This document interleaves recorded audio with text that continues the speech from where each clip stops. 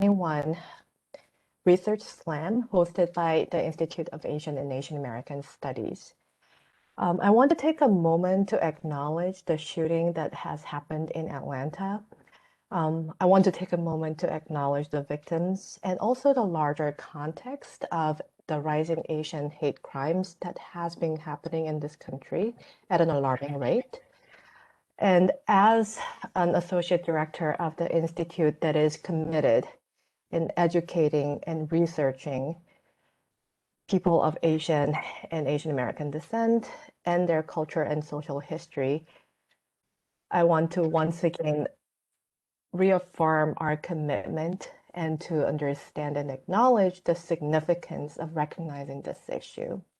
So thank you so much for coming. In that vein, today's event is one of the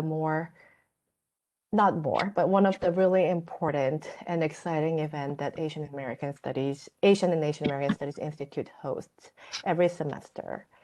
It's a chance for our amazing faculty to showcase their research in a very, very short lightning presentation of just 10 minutes. However, it is to see kind of cutting edge research that is being done at the Institute. So I'm really excited to have our 4 presenters today who will share their presentations. And then afterwards, we'll answer questions in the remaining time. Please note that this event is recorded and it can be shared online. So please keep that in mind. And please know that we have an hour and 30 minutes. All right, I'll quickly introduce our presenters. Our first presenter is Professor Manisha Desai, who's the professor and department head of sociology and Asian American studies. And our second presenter is Dr. Catherine Myers, professor of painting at UConn School of Fine Arts. And we also have Professor Nishith Prakash, who's an associate professor of economics. And last but not least, Professor Victor Zazepin, who's an associate professor of history and Asian American studies. I am Nare Kim. I'm an associate director at the Institute of Asian and Asian American Studies. So we will have the presenters go in that same order, starting from Professor Desai, then Professor Myers, Professor Prakash, and Professor Zazepin. And then at the end, we will save some time for the Q&A. So please reserve your questions to the end. Without further ado, Professor Desai. Good morning, everyone, and I'd like to echo that. I wanted to acknowledge the killings in Atlanta a couple of days ago and highlight how important the work that all of us do in the Institute is. I also want to acknowledge the land on which we all are, and I won't read the statement, but I do encourage you to look up our land acknowledgement statement. Since we only have 10 minutes, I'm going to reserve that for my presentation, which I will try. So what I'm going to be presenting is the research that I've currently done, and I've just returned from India. Well, but about a year ago now. Every time seems COVID time is rather fluid. And what I'm looking at is the changing contours of 4 decades of feminist activism in India. Feminist activism in India dates back to more than 4 decades, but I really focus more on contemporary issues, and so that's what I'm going to present to you. So I'm finishing a book on that. And what I've been doing in this is really actually redefining how we understand the feminist movement. And so what I've done is when we look at sociology both and social theory in general, we see a decolonial turn in critical studies. You seen the slideshow, or I'm just... I'm seeing it very small on the screen. Okay, how about now? Is that better? Yeah. Okay. Great. So my work theoretically in some ways extends the decolonial turn in critical studies, which essentially my critique of that is that turn, while focusing on colonialism, actually fails to recognize pre-colonial inequalities that continue to undermine the survival and flourishing of groups in India, particularly Dalits and Bahujan groups. And in India, we have, in terms of decolonial theories, both post-colonial and subaltern studies, but none of them adequately theorize the importance of caste as an analytic. And so my kind of project in this book is to really, first of all, take to task a lot of my colleagues and scholars whom I admire and work with about the ways in which we can actually make caste an analytic, not just something that you add, but how do our theories kind of get redefined through the lens of caste. And so that's kind of, my larger theoretical project.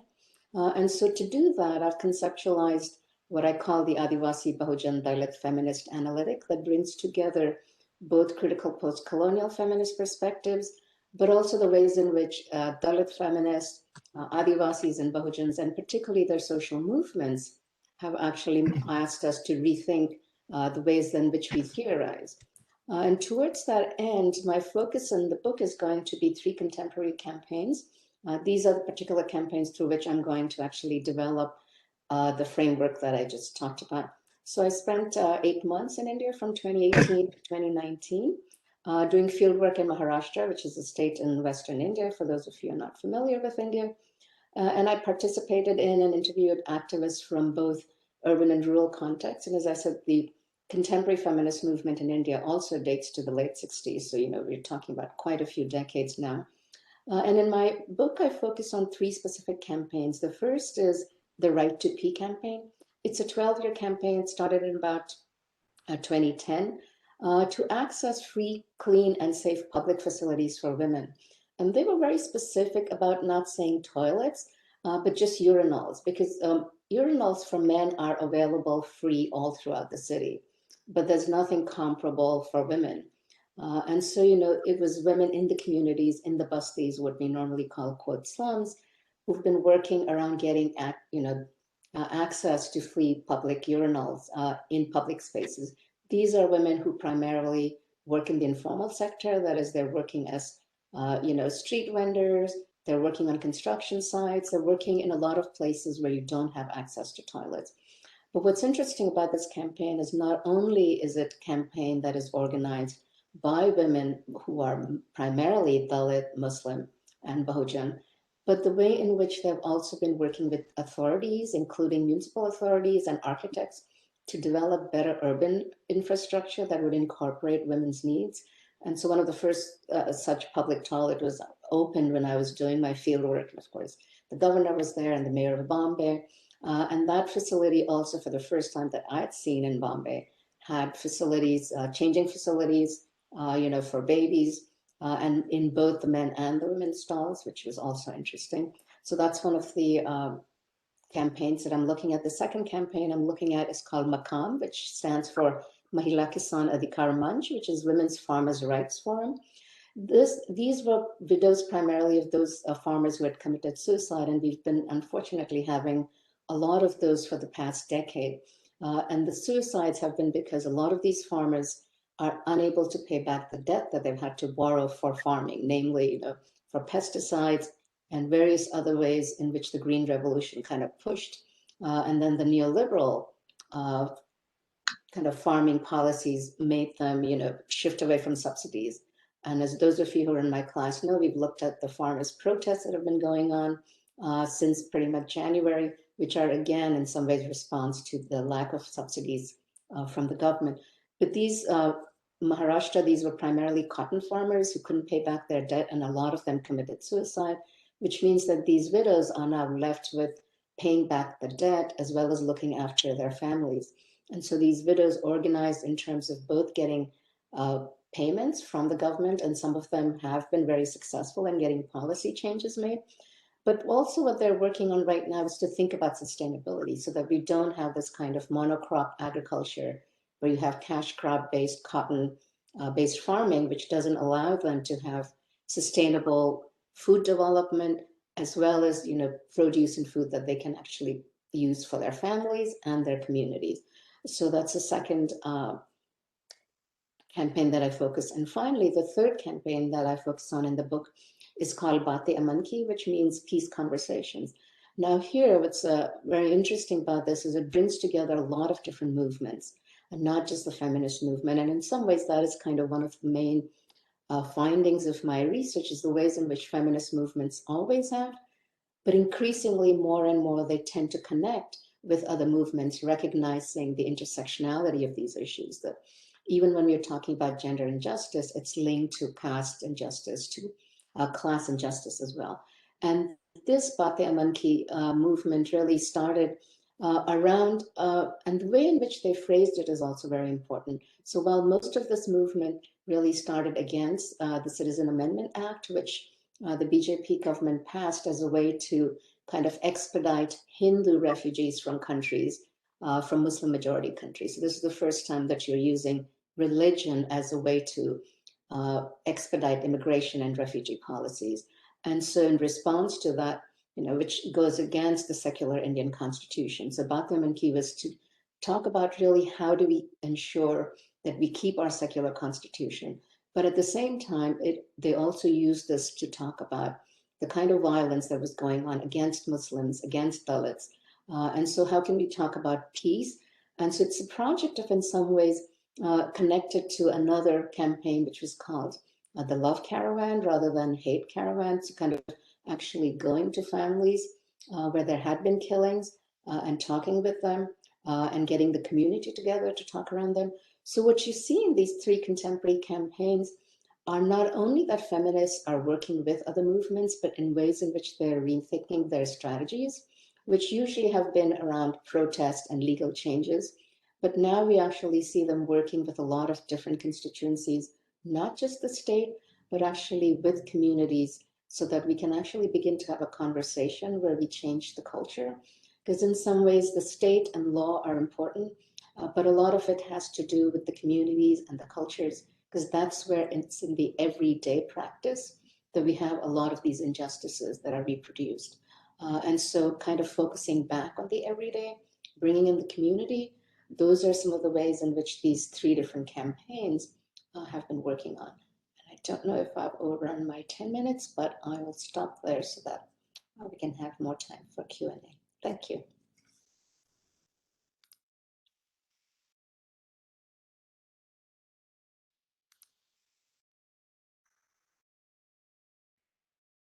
Thank you so much, Professor Myers.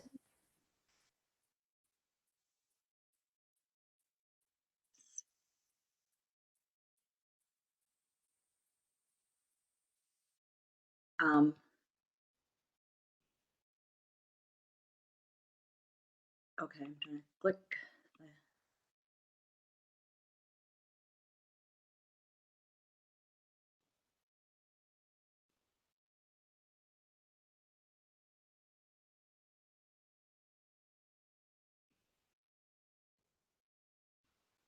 Sorry, I've done a WebEx before presentation and it doesn't seem to be sharing the PowerPoint that I have open. I'm a Zoom person, so it's always a little bit. It just wants to share the screen. That's. Catherine, do you want to send it to me and I can share it? Email it to me? I'll see if let me just see if I can do that.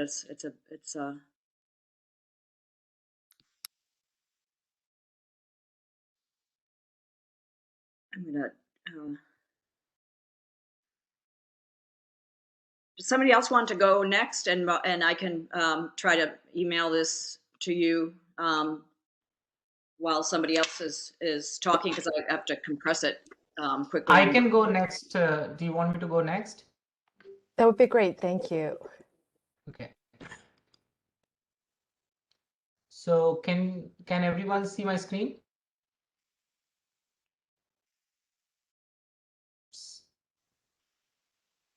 Is it visible?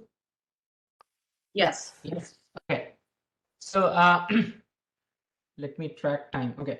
So I'm going to talk about a kind of like a project which is, although most econ projects and like any other discipline takes years, but this is an agenda that I have been trying to pursue for the last probably 12 years.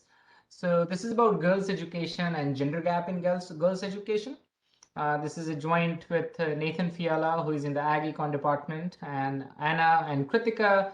Anna recently finished her PhD and she's a postdoc, and Kritika is finishing her PhD at Yale. So this is going to be about girls' education and empowerment in Zambia. And this is the project where Manisha had helped me with certain questions when we were designing empowerment outcomes. So the motivation is like, if you look at gender gap in education, you will see that there has been tremendous kind of progress for the last 25 years. But despite these all the good news, there has been several barriers to human capital accumulation for girls, and there are at least 8-9 barriers that stands out. And we are going to focus on like few things here. First is distance to school. If you're further away from school, you are more likely going to miss, and this is much larger of a bigger problem for girls than boys. Safety and violence against girls. Again, this is there are very few papers which documents this in a very empirical way, that how safety affects human capital accumulation, and then socio-cultural barriers which people have studied for long. And then why do we care so much about human capital is like the more investments you make in human capital, that's an important pathway to women empowerment. So the more and more you invest in human capital, it leads to better outcomes for girls. This is also one of the important policy goal as far as the UN Sustainable Development Goals. So in this paper, what we do is we study the role of transport in alleviating barriers to human capital for girls in Zambia. Okay, so more specifically, what we do is we run a program or an intervention that provides bicycles to adolescent girls in Zambia who live 3 kilometers or away from the school. And we measure the outcomes on empowerment, safety, various costs of attending school, and educational outcomes. So why Zambia? We collaborated with World Bicycle Relief, which kind of works in Zambia and other countries, and we had a very good tie-up with the ministry there. So these things, and of course the funding came from UBS Bank. All these led to kind of go us and do this in Zambia. Little bit about Zambia, in case you don't know, it has a four years of pre-primary, 3 years of primary, 2 years of lower secondary, and 3 years of upper secondary. And about 10% of the girls are out of school who are in the age 9 to 13. Girls drop out in secondary school are twice as large as boys, and this kind of becomes larger with age.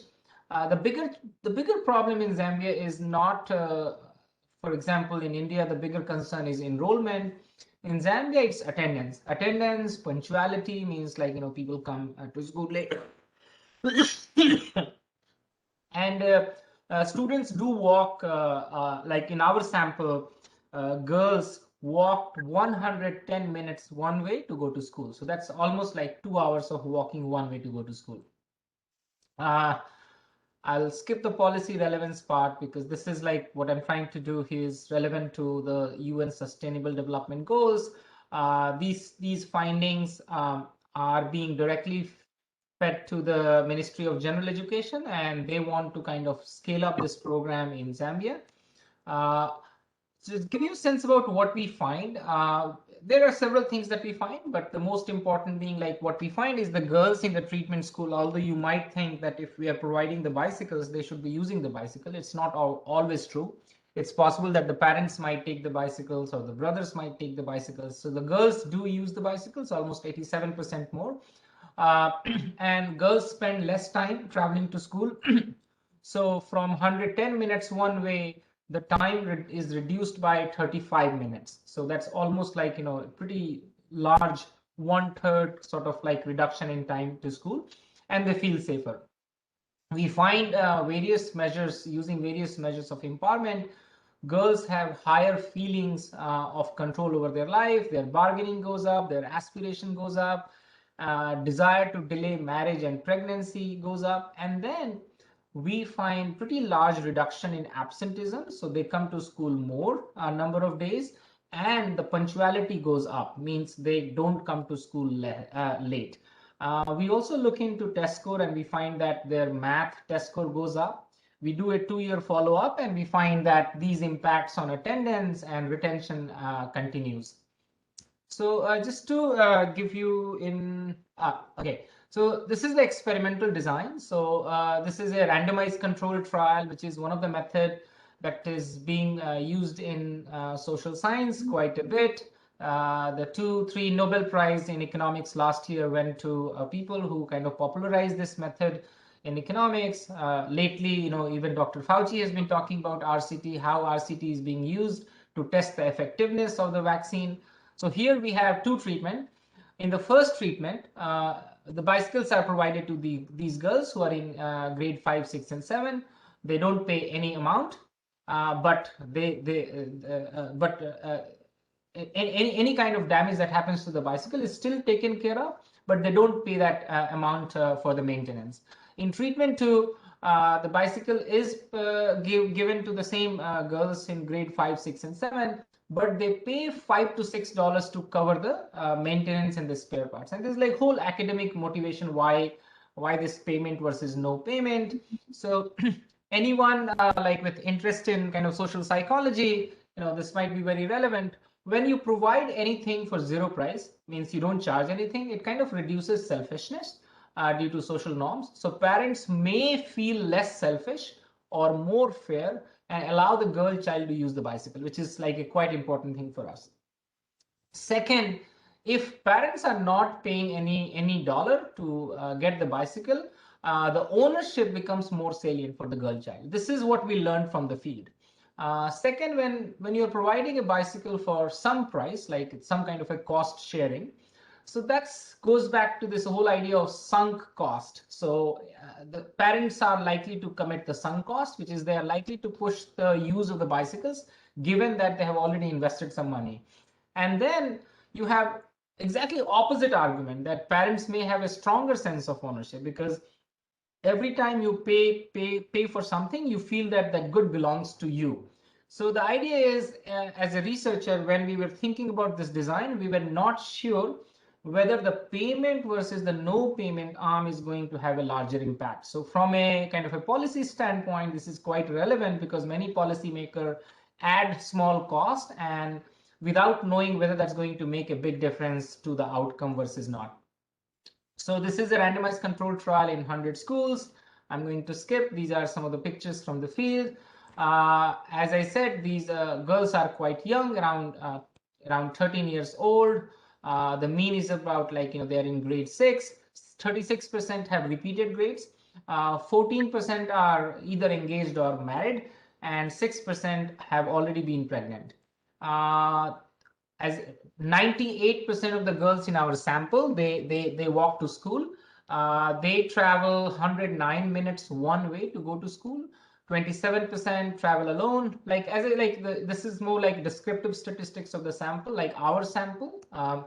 So did the bicycle alleviate barriers to human capital accumulation? So I'm going to show you some results, or basically talk about those results. As I said, it reduces the commute time by 35 minutes. So this is roughly 1/3. So it's cutting the baseline commuting time by 1/3. The intervention improved the safety of girls. So, and we measure safety in two ways: perceived safety and actual safety. So the perceived safety goes up by 0.10 standard deviation, but we asked questions like, did somebody whistle on your way to school? Did you miss school because of the safety concerns? And we find improvements in those outcomes as well. These are some of the quotes from a qualitative survey we did. And I think the first one is the one that makes, these makes a lot of sense, that you can just ride your bicycle faster because you can ride the bicycle faster if the boy is walking. Then we look into, did the cycle program or the intervention transform women's life? And this is about women empowerment. We measure women empowerment in various ways, and this is where I had discussion with Manisha. So we find that the intervention improved the aggregate index of empowerment. It did not have impact on mobility. Part of the reason being the committee, which was monitoring the uses of those bicycles, they were very clear that you have to use the bicycles to go to school, come back home, and you cannot be using the bicycle for other purposes. And it had a positive impact on various other measures. So for example, locus of control, fertility index, aspiration, bargaining, self-image, and pro-sociality. These things are measured in a very standard way. Like, we are not the first one to come up with these measures. These has been developed by researchers from different disciplines. So we kind of literally use those measures with some tweaks to the local context.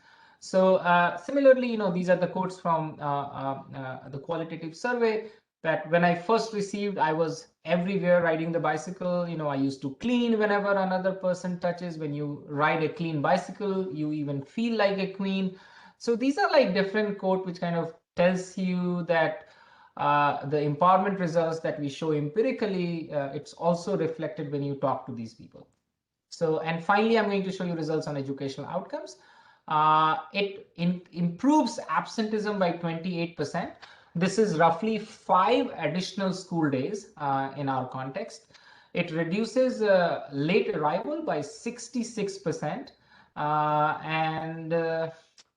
So just to kind of like sum up, this program was successful in alleviating barriers to human capital, kind of reduced commute time, safety, positive impact on various measures of empowerment. These results are continue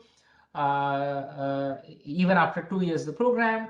And eventually, what we find is whether you charge a small amount versus not, it did not have any unintended impact. And this is like something that's relevant for any policymakers, because we are not finding any differential impact between the payment and the no payment arm. And I'll just end with this quote from Susan Anthony, that let me tell you what I think of bicycling. I think it has done more to emancipate women than anything else in the world.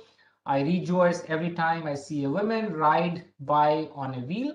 It gives her a feeling of self-reliance and independence the moment she takes her seat, and away she goes. So I'll just, okay, I spoke fast, but that's it. Okay, I have Catherine's slide, so I'm going to share that now.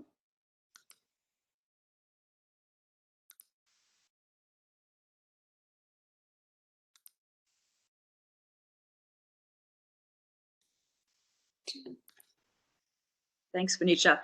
Yeah. Do you see it? Yeah, you just put it on view slideshow. Yep, it is on slideshow. Okay, great. So thank you so much. So I'm a professor of studio art, and I have been researching Indian art for the past over 20 years now, and I teach a class called Indian Art and Popular Culture, which I haven't taught for a couple of years, and I'm excited to be teaching it next semester, and it draws together art students and students from all disciplines across campus, so it's a wonderful class for me to be able to teach again. And the next slide, please. And if those of you who are here in 2005, I curated my first exhibition of South Asian art at the Benton Museum. It was when the Gilman Wing was new, and there were 250 works of art. And it was like an accelerated research program for me, because it included all different kinds of art: contemporary art, art from the diaspora. You can put the next slide on. Indigenous art, which has become a major focus of mine, and popular art. And it really kind of helped sort of launch my own research and connections in Indian art. And a lot of the research was done during a Fulbright in 2003. And the next slide, please. And then 10 years later, I curated the show at the Benton, also called Convergence, Contemporary Art from India and the Diaspora. And that was based on 10 years of collecting through the Global Art Fund at the Benton Museum when Sal Scalora was the director. And so because we actually have a collection of contemporary Indian art, we celebrated that with the show. That was actually in 2013. I'd worked on that during a Fulbright in 2011, a year that Manisha was also in India during her Fulbright. Next slide, please. And I'm excited to say that next spring in March, I'm curating another show with a focus on indigenous art from northern India, the state of Bihar, called Mithila art. And that style of art has become a particular focus of mine. Next slide. Oh, I was trying to have fun with animation. In 2011, I launched a video series called Regarding India, and I started to interview artists throughout India. And all the videos are open access. They're anywhere from 10 to a half an hour in length, featuring different contemporary artists in India. And that's been a continuing series. I'm still working on that now. So far, there are about 20 finished videos on the series, and I've interviewed over 60 artists. Next slide. And another focus of my research has been on Indigenous art. That's what I'll talk about now for the rest of my talk. And I was just really astonished when I first started traveling to India of all the different, completely different styles of art that come from different regions of art with incredible traditions. And there's sort of no sense of cross influence because many of these communities were isolated. So we have work from the Gan tradition, from the Worli tradition. Next slide, please. And from Bengal, we have both Kaligat painting and these long, long narrative scroll paintings. And the NGOs have really kind of gone into different villages and helped artists transform this work from walls or scrolls to paper so they could continue the traditions and also so that artists could make a living from them. Next slide, please. And this is an image of Arisan art. Next. This is Mithila art, and this is the style of work that I've been focused on more recently. And there are two different styles of art. Next slide. But it originated from mural painting, and it was a style of work that the descriptions used that it was hidden from history. And not until an earthquake in 1935, when a young British official came upon these beautiful painted walls and buildings, that this work was really not known about. Next image. And since that point, through different famine relief programs and NGOs working with artists, it's become a celebrated style of work that's promoted in India. This is at the National Crafts Museum, where one of the artists reproduced a mural on the wall of the museum. It says the Kobargar, which is a main traditional motif in Mithila art that's put on the wall to consummate the wedding, the marriage. Next image. And so many artists now have transformed these images to paper as well, so they could be sold. So it continues the tradition, but a lot of artists, as you'll see, have broke new ground as well. Next image. And so I had this amazing opportunity in about 2009 to go with a group of people who had heard about my video series, a group of Indian and American researchers interested in Indian art, anthropologists, art historians. And so I traveled in November to Bihar, to this village called Madhubani, where artists create, it's an artist village. And so artists decorate their houses. When you're there, artists are always coming out and bringing rolls of paintings. Next image. And so we're able to visit artists who oftentimes are selling their work on their porches. Next image. And then we had a chance to visit this amazing school called the Mithila Art Institute, where artists, young artists could compete to come to the school and were given a full scholarship for 2 years. Most of them lived locally, so they took bikes or stayed at home. And we had a chance to interact with the artists and talk. That's Ronnie Jha, who's one of the main artists in the area and teachers, and just learn about this amazing institution where artists were trained. And then the work was sold in the marketplace in India and in the US for really fair, very good market prices. Oftentimes in India, indigenous or folk art is expected to be cheap. It's expected to be much lower than you would pay for a piece of contemporary art. So the Mithila Art Institute has kind of worked to sort of make a correction there. Next image. And part of the reason I was there was to interview this artist called Urmila Devi. She's a Dalit artist because Mithila art has primarily been promoted as the work of two different high castes, the Brahmins and the Kayas, who work in different styles. And the Dalits were sort of later recognized for a work that was unique to their traditions. This is Urmila and her son Sharwan and her granddaughter, who are also artists in the village. Next image. And so we had a chance to talk to Urmila and meet her and film her as she discusses her work. And it's a typical sort of village where the entire village comes with you while you're going to different artists' houses.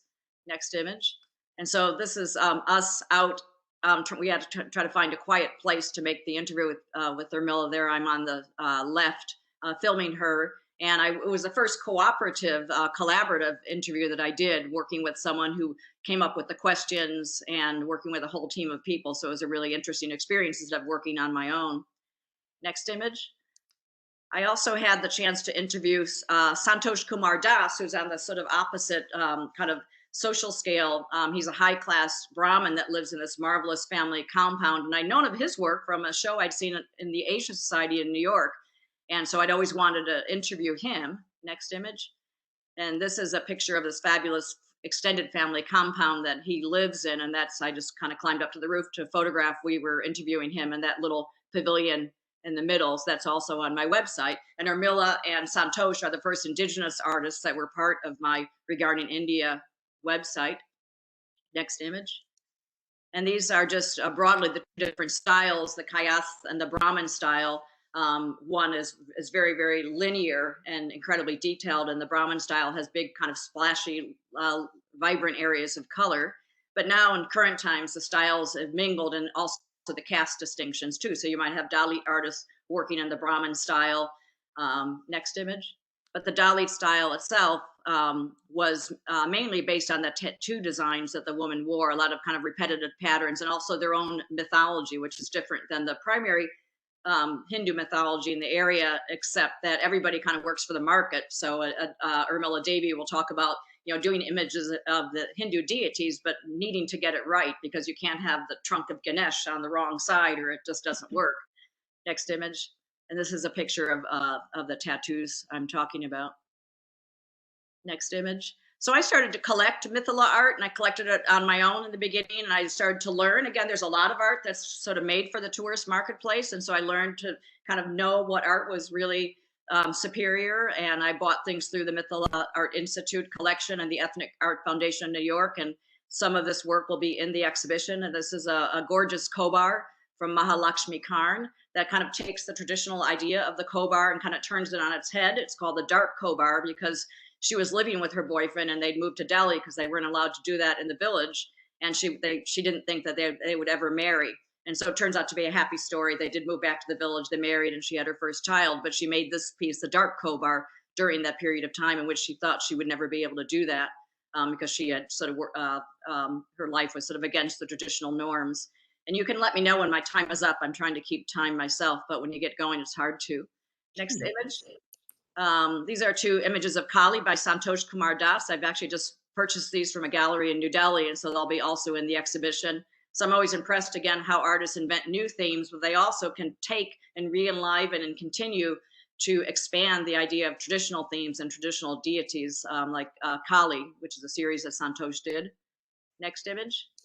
And one of my favorite images have always been this Krishna imagery, Krishna and the gopis. And this is an artist, Naresh Kumar Paswan, whose work is incredibly intricate. Everything you see there is a line on paper, even though it looks like tone. These are 22 by 30 inch pieces, so you'll be able to see these during the exhibition. Next image. And this is from Santosh Kumar Das's Gujarat series that he made after the communal riots in 2002. And this is how I came to know his work when it was in the Asia Society. Next image. And again, current events that are happening. And again, these artists are completely untrained. And so when I show these to my art students, the type of exquisite design and smartness and cleverness of the design, it's just in terms of how images are symbolized and layered, how the waves are depicted, is just something that's always astonishing to all of us too, considering these artists have never had any kind of formal art training and are working. Originally was a matriarchal tradition, although now obviously male artists practice it as well. Next image. This is a Rani Jha image, which will be in the exhibition about the earthquake in Nepal. Next. And again, current events, many images were made after 9/11, and again, incredibly imaginative sometimes because the artists in the village may not have had TV sets or any information to have ever seen any pictures, so different things were imagined. Next image. We can maybe go through some of these a little bit more quickly, because I think what I'm trying to point out is that the artists are also doing personal themes, that the work has kind of gone from traditional themes to a number of images, like Amrita Jha doing a piece. There's a number of pieces that have been done about COVID. And the next image, Shalini Karn has made an image that's based on how clean the city of Delhi is. Everyone's sort of saying that the fish are coming back to the rivers, the skies are blue. And so this is an image that's, again, sort of Mother Earth. And again, sometimes these are Santosh Kumar Das's images, again, images that will be in the show. Next image. And this is Mahalakshmi Karn, images now about a very humorous series about the household duties and taking care of her new baby. And next image. This is a really powerful print that Rani Jha did about the abortion clinic, again, about how female babies are aborted. And again, some of the images like this are very controversial, and they're really hard to sell. And so these have been exhibited widely. They're in an exhibition at Syracuse University now, but they're sort of, she talks about the challenges of exhibiting and selling this kind of work on the marketplace. Next image. Again, some more images of some of the leading kind of female artists in making mythical art today. Next image. And Ronnie Zhao's wonderful image that she makes of breaking through the curtain of women, sort of women trying to have their kind of rights and independence within a society that's been very patriarchal. And so I hope that you'll remember this exhibition next year and be part of some symposium and talks that we'll be having throughout this and be able to see all this wonderful work in person. Thank you. And thanks, Manisha, for helping make that happen. Thank you so much for wonderful images. Professor Zaspin? Hi, can you hear me? Yes. So Victor Zatsepin, I am teaching history of East Asia, China and the West, and my research is about the borderlands, regionalism, and part of international history of China and also of East Asia. So my current research builds on the book that I wrote a couple of years ago, which is right here, Beyond the Amur River, Frontier Encounters between China and Russia from 1850 to 1930. And in this book, I look at the China's Northeast and Russian Far East as one region which has been kind of bound together by the river, the Amur or Heilongjiang.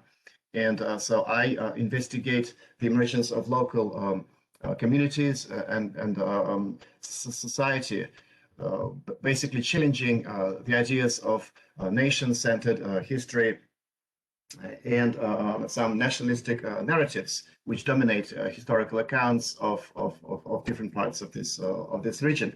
So for my current project, I would like to share a couple of images here.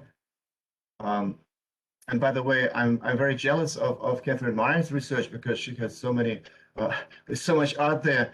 What I'm doing is intersection of geography, history, some ethnology, as well as international relations, because in the 20th century, the part of the world, so China's borderlands, especially the northern borderlands, so they became subject to international rivalry and misplacement of lots of different people and cultures living at these borders. So I will see if I can share the content. So this is, can you see it? Just the map? Yes, we can see it. Thank you. So before the COVID started, I traveled to Inner Mongolia. As you can see, the border between Mongolia and China is quite long. It's one of the longest probably borders in the world. And I went to Inner Mongolian region of the People's Republic of China. I took a bullet train from its provincial capital, Huhahot, to Ordo City. And there I was quite fascinated to see the contrast between the state-of-art urban infrastructure, broad roads, ultra-modern railway stations, museums and residential buildings, and the vast untouched steppe in between, with few signs of human activity. I was even more fascinated by the abundance of bilingual signs in Chinese and Mongol on the buildings, suggesting fair representation of two distinct cultures. However, the Mongol language is rarely spoken by the predominantly ethnic Han Chinese people there, who migrated to traditional Mongol lands from nearby provinces of China since the late 19th century or even earlier, when the Mongol territory was part of the Qing Empire. So before Inner Mongolia became an autonomous region of China in 1947, it had a long and complex history of encounters between the Mongol and Chinese people and cultures. So it was after the collapse of the Qing and Russian empires in 1911 and 1917, respectively, the Mongol territory was split into Outer and Inner Mongolia. with the former falling under the influence of Imperial Russia and its successor of the Soviet Union, while the latter became incorporated into the Republic of China. And it took some time before actually it became incorporated into the Republic of China, because there were warlords, there were Mongol princes, and so there were lots of different power groups that did not recognize any authority. So despite these divisions, the Mongol groups, and to a less extent Chinese and Russian migrants, settlers, merchants, military people, said that they lived on either side of the newly established Chinese, Russian, and Mongol borders. So my study investigates how the birth of three modern states, Chinese, Russian, and Mongolian People's Republic, was accompanied by anxiety, uncertainty, dialogue, and rivalry between various people and interest groups living in these borderlands. So this project basically looks at the socioeconomic transformation of these borderlands, peoples and their way of life during the first half of the 20th century.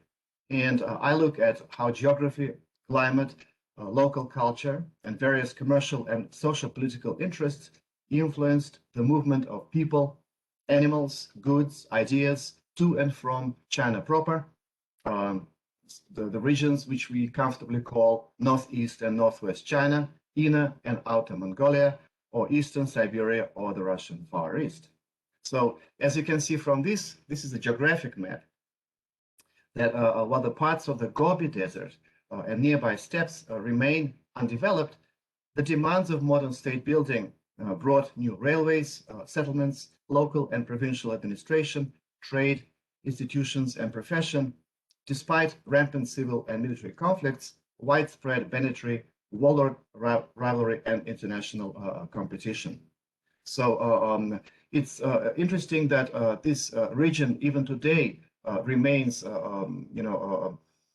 parts of it are very unevenly developed, and and parts of it also remain contested.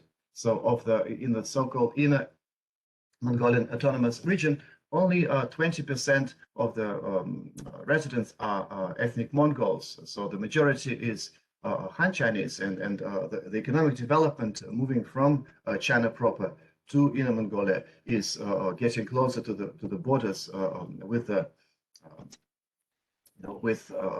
Mongolia.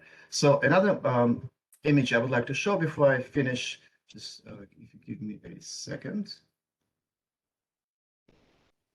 is this one. So this is a very simple map dividing China into kind of major geographic areas. And there is northeast, there is northwest, there is Tibet, Tibetan part, right, and there is the south of China.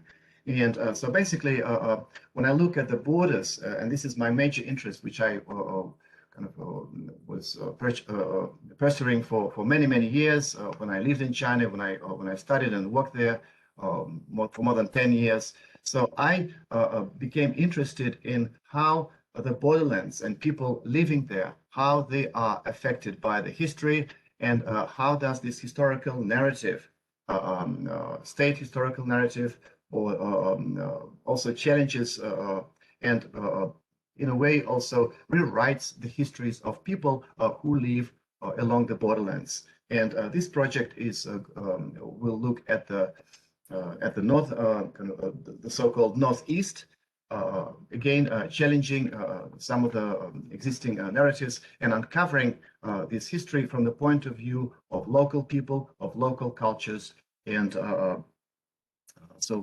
trying to make some sense of it.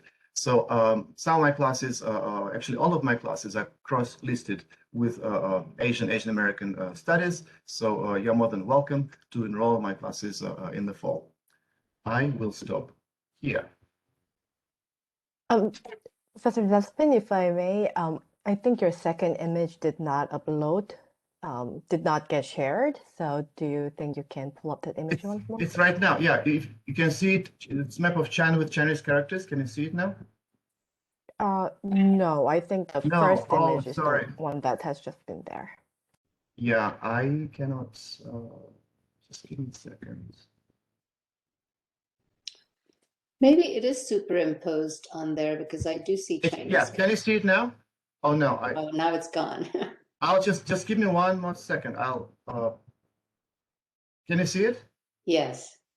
Yes. So Yes. yeah, for those of you who read Chinese or so you can see it's a very rough map, but what I find fascinating, the difference between political maps, the maps that emphasize geography, and then of course they don't take into account cultural maps, religious maps, the maps that shows people's movements. And of course, people who live along these borders historically, they never stayed in the locations which were assigned to them by different power structures. So the Mongols, for example, is probably the most unsettled culture. That they were nomads. So that before they were kind of forced to settle within certain borders. So they did not respect any borders. So our idea of present day borders is very recent one, and some of these borders have been contested until today. This is my kind of the point I would like to make. Thank you. Thank you for that amazing presentation, all four speakers. Now we have about roughly 25 minutes. So I want to open the floor for questions. If anyone would like to ask a question, you can either type it on the chat box or you can just unmute yourself and ask the question directly.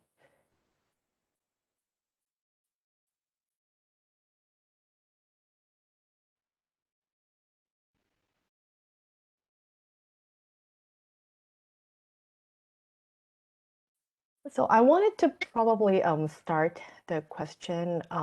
Since all four of your presentation really cover really interesting regions, and it entails some sort of interviews or being engaged with the locale that you are in, and then with some interpretation. I was wondering if you want to share one really interesting or most intriguing conversation or experience that you had while you are doing the research. I think all the researchers have that aha moment when you are doing your research, and I wanted you to share that excitement that you had while you were researching.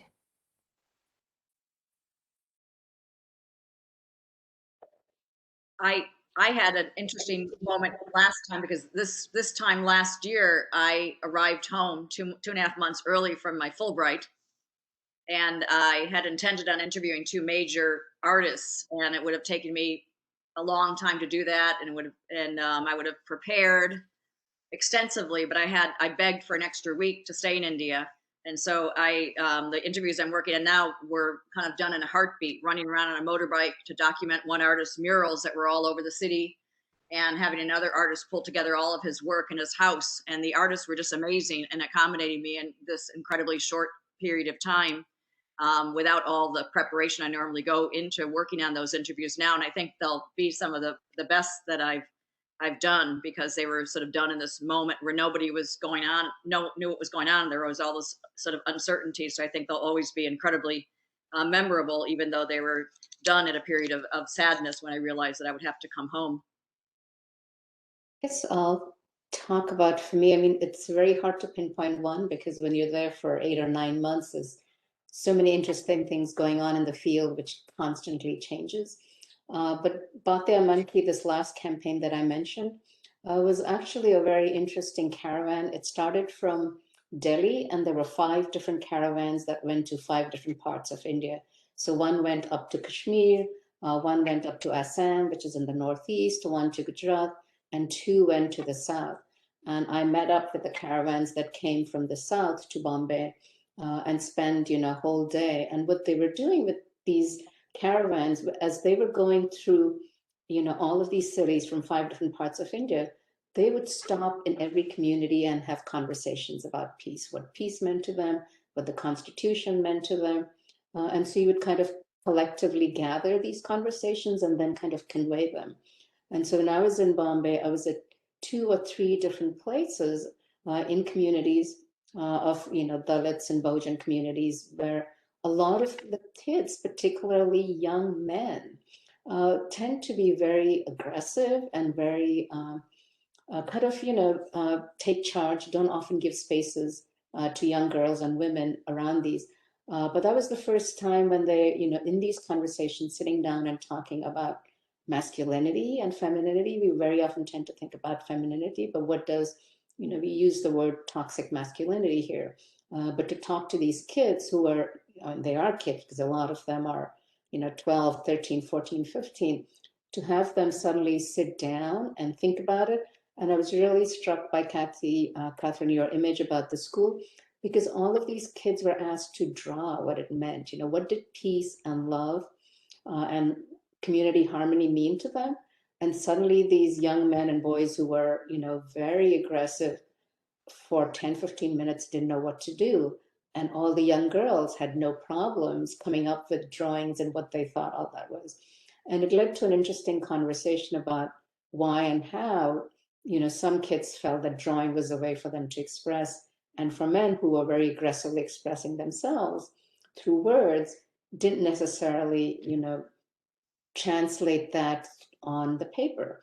And that led to, interesting conversations about how we think and process and express ourselves and different ways in which we can, come together around this. So that was kind of a very transformative moment to see them very loud and then very quiet and then think through what it meant of how do you think and process and express yourself. So that sort of stuck with me sitting there. It was so hot and we were all so tired because we had marched, for 10 kilometers. And then we were sitting down, and sharing, what we had heard and encountered and the work. And all these are people who are already active in the social movement. So these are not just, kids from the communities, but kids who have had some experience working with NGOs and social movements in the area. So that was kind of one moment of many, I have to say. So thank you, Manisha. This was, anytime you do research, there are different kind of learnings. And for me, it's as we speak, I don't know if you guys use WhatsApp, but my WhatsApp is on and I have 3 experiments going on, and the one being about this is something I was planning to present, but I decided not to because I was just like not ready. So this is a project where we are trying to change attitudes of the police towards gender-based violence. This is my home state, and both Catherine and Manisha know it's Bihar. And anytime you do a project, it's challenging for various reasons. The first challenge is actually the least complicated challenge is to come up with a research question. It's like, we wanted to make a dent in terms of how police approaches these issues, because when women go and register a crime to a police station, there's a fear factor. Police don't talk nicely, they are rude, blah blah blah blah, and lots of biases, and the more and more I learn about this topic, I realize that this is nothing to do with India. It has to do with pretty much all around the world. I have researchers who are working in UK, Germany, US, and it seems like this is just such a common problem around the world. So, as an Indian, when I think about Bihar, I'm so embarrassed to talk about it. But now I'm like, what? This is anywhere in the world you take, and these are the similar problems. So we designed a very interesting intervention. This is called using a theater of the oppressed, where it's a very involved intervention with the police. We got all the permissions. We started the work, we collected the baseline data, which was immense support we got from the police, and then COVID hit us. So we did nothing for last 1 year, and the work just literally restarted early March. And the challenges are just like too many police, as a researcher, many times, I guess when you're a young researcher, you think that your research is so important that's going to change everybody's life and whatnot. I realized that's complete crap that was fed in my mind. I mean, research is important, But I also realized that, and I keep telling my co-authors that, look, no matter where you are, you have to realize that police job is not to fill our survey or take part of the intervention. Yes, they are being kind by doing it, but you have to realize like it's law and order. Like, that's their primary job. So kind of trying to balance this as a researcher, but at the same time taking all these practical views into mind. It's not something that is very trivial for researchers to understand, because researchers are so self-engrossed in their own work that they think there is nothing outside that. So I struggle a lot with that, and thankfully I have a slightly nuanced take, and I'm able to calm down my collaborators. And at the same time, day-to-day challenges, like when you're running a field experiment with a team of I don't even know how many trainers and how many field staff there is right now. You're talking about 50 to 70, and something pops up like literally you're taking up calls at 2 a.m. in the morning, 3 a.m. in the morning. Some police officer like, no, I won't be able to come to the training. Something has happened. So, and you're not taught as a researcher. When I did my PhD, I was not taught to do this, right? None of us get these kind of trainings. But at the same time, something that I have learned about the role of soft skills when you're seeking permissions for your projects from bureaucrats, politicians. I feel that we should listen to them, like, know what their constraints are without jumping that, what you're doing is the most wonderful thing in the world, which actually it's fascinating to me. And I'm saying this in a pretty rude way, that how researchers completely miss this. They think that there's nothing more important than they themselves. And these are things that I have learned in the field. And more importantly, when you go there, you have certain theories in mind. And when you go there, you realize that, what? Actually, there is something else going on. So when we were designing the Zambia experiment, we could not change one intervention. One intervention was what the donors wanted us to do, which is I'm going to give the bicycles and I'm going to charge certain money. This is what they wanted us to do. But they allowed us to try something else. So we went back and forth. We spent time in Zambia. Zambia is a new country to me. I have no idea about Zambia. Now I don't speak the language. And it's pretty tough to go to a place where you don't speak the language, because when you speak the language, know the context, thinking about research becomes a lot easier, at least to me. So I really admire Catherine, who went to my hometown and studied these things. It's not trivial. So I spend time in Zambia, somebody is translating. In the translation, words get like it has different interpretation. But that's where I learned about that, what?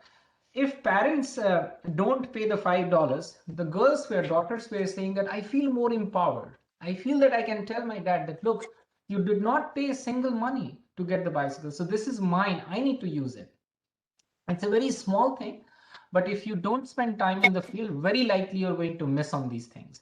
Similarly, many times statistics cannot capture everything. So these girls are showing us that, look, I'm wearing the key of the bicycle in my neck, in my necklace. The keys are there so that nobody else uses it.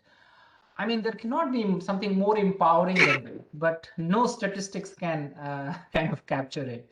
So with any field work, you have lots of stories. You learn a lot about value of data. You learn a lot about limitations of data. So that's why we did the qualitative survey to kind of understand. So anyhow, I can keep on talking, but I should let other speakers talk. But feel free to reach out if you have questions. Can I just follow up on your? Thank you. This is amazing what you are saying. I think all of us in today's slam talk about research which involves travel, which involves field work, and which involves another language. So being armed with another language, I think, opens different doors in your research. And I think the future for all of you, if you're thinking about careers in academia or even not in academia, for those of you who grew up here and did not have a chance to go out, actually, I mean, I have several students who never left Connecticut, right? I would say that one thing that I see as my mission is to demonstrate that there are other cultures, civilizations, and the United States is not the center of the world. And when you find yourself living in countries like China, it's not a monolith state. It has so many different provincial, regional cultures. that actually don't even see themselves as part of the same. And when you get to places like my experience in Mongolia was totally different from traveling in other parts of China. In Ordos, I think I was the only kind of foreigner, visually, which just was wandering around. And in fact, the city itself was totally abandoned. I went to this museum, which is it's a huge ball inside. I was the only customer there, and it's a city that has its own history of being abandoned by investors. So it's kind of half empty city, and you wander around. And when I on the first floor there was this huge dinosaur, and I was looking at this dinosaur and thinking, oh, how did I finish up just standing in front of this lonely? It was really a lonely dinosaur. And so this is what I think is what we discover when we, apart from looking for materials, trying to find, the right document that tells us something about, this problem, empirical research, the data, before you start, also looking for different theories and see how do they fit into what you have found. So all this takes years of training, but I would say that approaching it as adventure, because it's also, I think, as researchers, we also have to put up with lots of inconveniences, and just to find the time, to find an excuse to go to places, and actually the luxury of spending some time in the field about which you feel passionate, which is part of your professional life, I think is what makes us kind of to like what we do. Thank you. Devin, do you want to ask the question directly, or do you want to at least read what you wrote? I think it connects really well. I can do that. So I have a question for Professor Myers. About 2 years ago in the summer, I think it was 2019, I went to the Smithsonian Art Museum in DC, and I went to their special exhibit on Japanese art. So I was wondering how I could approach a special exhibit like that and what things I should be looking for as I move through the exhibit. Well, hopefully an exhibition would be designed for a particular audience in mind, so they would give a certain amount of background information. So because I think the one thing the curators are really sensitive to is to be able to bring audiences in and not overwhelm them. Because Stephen Heiler, who's an anthropologist and a photographer, did a wonderful show about Hinduism at the Smithsonian. And some of the friends I knew, Indian friends, thought it was sort of dumbed down. But he said he was sort of thinking of the audience who is overwhelmed by all this imagery and doesn't know how to access it too. And I think that Benjamin Ginocchio, who's a New York Times reviewer, commented on a show of Indian photography that was in the Art Center in New Jersey. And he said, it's not easy. He said, you have to do your homework. You have to kind of know something about the issues that are going on. The work isn't purely aesthetic. And so it takes some work for the audience to understand the imagery and not be kind of pushed away from it too. And so that's really the curator's job. And that's one thing I'm looking forward to with the Benton exhibition on Mithila art too, and how to write the labels for the images and how to write the text in a way that will invite the audience in from our university who may not have any prior knowledge of Indian art, but also still have the show be interesting for those who already do. And so it depends on if you felt you learned something from the exhibition, or if you feel like it was only for those who already knew, and which is a difference in maybe an art gallery show or a museum show, whose mission is more to educate and enlighten as well. Yeah, thank you. I really enjoyed that exhibit. I thought it was really fascinating to look at all the art. Yeah, so thank you for answering. Yeah, I mean, it was exhibitions in India, an exhibition at the Folk Art Gallery, the Gallery of Handlooms and Handicrafts, changed my life in New Delhi. I felt like I was going to pass out. And I felt like it was the last day of my first visit to India, and it was the beginning of everything else. And I so powerfully affected by that work. I came home and I just wanted to know everything all at once. And with Indian art, it became 23 years of work because everything leads to something else. It's incredibly complicated. But it was an art exhibition, even for me, who's been seeing art my whole life, that just put me on this path that hasn't ended. And so art, again, is really powerful. But that museum was also an incredible museum, and it was really accessible. It had stories and about all the work, and I really understood right away that these were very different, distinct regions and different styles. And I was able to follow up by finding the right books when I came back to learn more about it. Thank you so much. I think we have time for one or maximum two questions, probably one question.